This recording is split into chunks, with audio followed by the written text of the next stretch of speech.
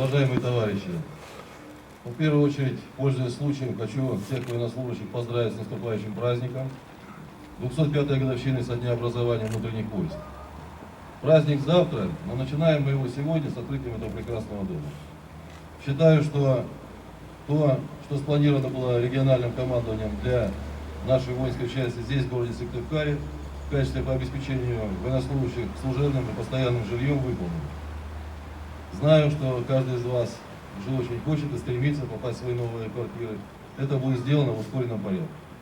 Мне бы хотелось, чтобы все те наши военнослужащие, которые получат здесь жилье, а это практически весь личный состав нашей воинской части, были всегда на службе и знали, что дома их ждут, что им есть куда вернуться. И самое главное, что тыл их крепок. А когда тыл крепок, тогда и служить проще, веселее, ну и, наверное, с большей отдачей.